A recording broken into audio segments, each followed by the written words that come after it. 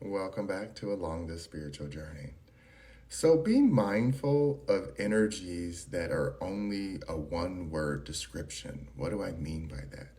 If someone's entire personality is a complaint, like every time you see them, they have a complaint. Everything they do is a complaint. No matter how good the situation is, no matter how good they have it, they find a way to make it a complaint. No different than someone who is genuinely always happy, right? Always happy. I'm not saying that's a bad thing, but ask questions. Ask why they're always happy because it means they're probably trying not to deal with something.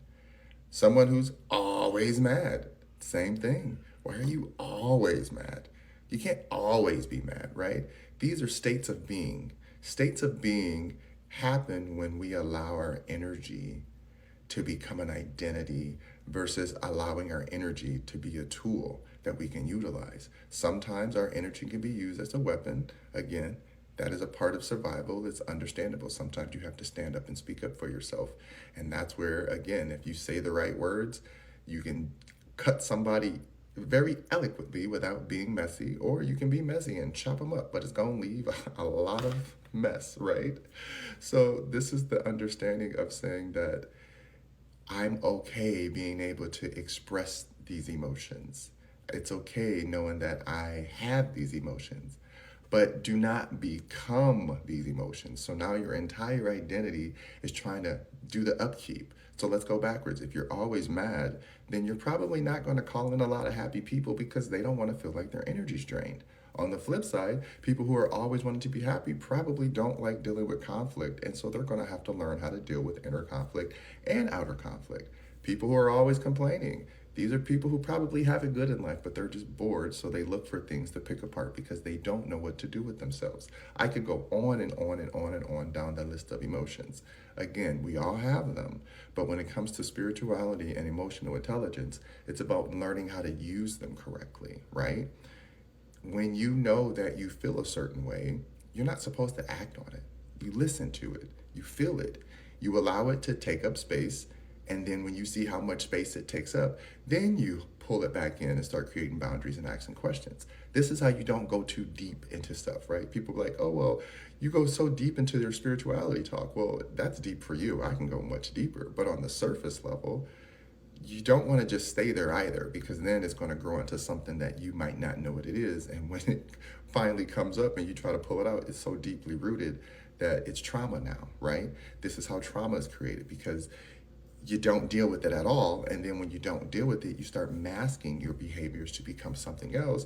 And then you just say, as a crutch, this is my identity. This is who I am. That's how they always are. That's Uncle Bob. He's always grumpy. That's Aunt Maud. She's always in somebody's business, right? Like, that's not personalities. That is someone identifying with their unresolved energy, right? A personality is saying like someone's jovial, saying they're melancholy, right? Like, okay, you can say like, well, they're always sad, but being feeling melancholy doesn't mean you're always sad. It just means that you're in a state of not knowing and you just kind of like about it. There's a lot of us on this earth that are just but it doesn't mean that we become the emotion of Some of us really just know like life is what it is and you go through it and it's going to have its ebbs and flows and we're not always going to be happy with the happenstance and the outcome, but we allow it and we go forth and we live. That's the only place you can be when it comes to balance, right? When they talk about meditation and all these things, getting back to center, getting back to yourself, is being able to know emotionally you're not affected by anything. You're affected by all, but it's not going to go to the point that your reaction is always going to be reactionary versus responsive to the outside stimulus that are going to affect you every single day. So instead of becoming this one uniform personality that defines your unresolved issues or defines your temperament as who you are, then ask yourself, is that where you want to be, right? Is that who you want to become?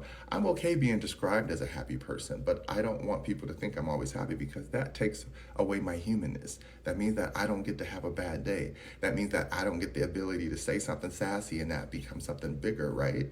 Because people expect me to always be nice. And if I say anything outside of nice, whoa, he must be really upset. And it's like, no, I'm just telling you in this moment, you crossed the line. I'm letting you know don't cross it, or else we will go that far into the emotions, which sometimes come out the way people don't like, right? So logically, we have to learn how to utilize these emotions in a way that don't become us, but become a part of how we express us, okay? So it's okay to feel all the feels. The thing that happens when people start going into levels of depression, they're like, I'm always depressed, I'm depressed. When you make that statement, I'm depressed, in that moment, your body's like, okay, let's pull out all the chemicals.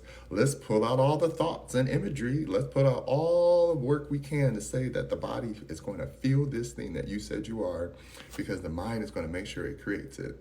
And this is why we say speaking to yourself in a way that's helpful and healthy. Again, it doesn't have to be all positive thoughts, no negative thoughts. No, don't do that. Just healthy thoughts. You can have a negative thought like, ugh, that's so stupid of me. But that's okay. I'm going to learn from this moment. I'm not a stupid person. Say this to yourself. No one's inside of your head. People are like, oh, that's exhausting. You're thinking all the time anyways. If it's exhausting to listen to your own thoughts, then love, you're going to have a very long and difficult life, which is why so many people try to use things to escape it. Stop trying to escape your thoughts. Listen to your thoughts. Understand that your thoughts are fueled by an emotion. When you figure out what emotion that is, ask if it belongs to you. If you want to utilize it, utilize it. If you don't, discard it. This is how it becomes a tool. This is how it becomes something that you can now say, I get it, I know what to do with it, and I don't have to become it. All right? I hope that makes sense. Love you. Mwah.